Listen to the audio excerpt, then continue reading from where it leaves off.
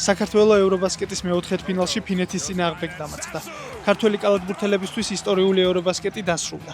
ეს პირველი შემთხვევა იყო, როცა საქართველოს ეროვნულმა ნაკრებმა ევროპის ჩემპიონატზე მეოთხედფინალში შეძლეს გასვლა. 40 წლის კრიშტიანო რონალდომ უმაღლეს დონეზე კიდევ ერთი გოლი გაიტანა და პორტუგალიის ნაკრებს ზედიზედ მეხუთე მატჩი მოაგებინა. პორტუგალიამ უნგრეთის ნაკრებს უმასპინძლა და მეტოქე 3-2 დაამარცხა. რონალდოს ნაკრებში 151 გოლი აქვს გატანილი, რაც სარეკორდო მაჩვენებელია. პორტუგალიელი ლეგენდას კარიერაში სულ 953 გოლი მოუგროვდა. აღსანიშნავია, რომ ხუთი ოქროს ბურთის მფლობელმა ნაკრებისა და მისი ამჟამინდელი კლუბის ალ ნასრის რიგებში ბოლო 9 მატჩიდან 8-ში შეძლო გოლის გატანა. კომპანია EA ცნობილი საფეხბურთო სიმულატორის FC26-ის მოთამაშეების რეიტინგი გამოაქვეყნა. ტოპ 100-ში მოხვდა ქართველი ფეხბურთელი ხვიჩა კვარაცხელია, რომლის რეიტინგმაც 87 შეადგინა. კომპიუტერულ თამაშში ამაზე მაღალი რეიტინგი არც ერთ ქართველს არ ჰქონია.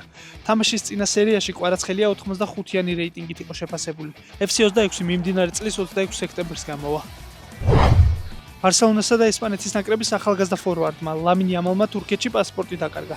შემთხვევა მსოფლიო ჩემპიონატის საკვალიფიკაციო ეტაპის მატჩის შემდეგ მოხდა, სადაც ესპანეთმა თურქეთი 6-0 გაანადგურა.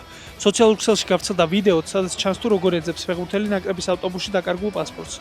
თურქული მედიის ცნობით, იამალმა პასპორტის პოვნა ვერ შეძლო, თუმცა საქმეში ესპანეთის მთავრობის წარმომადგენლების ჩარევის შემდეგ სამშობლოში პირადი თვითმფრინავით დაბრუნდა.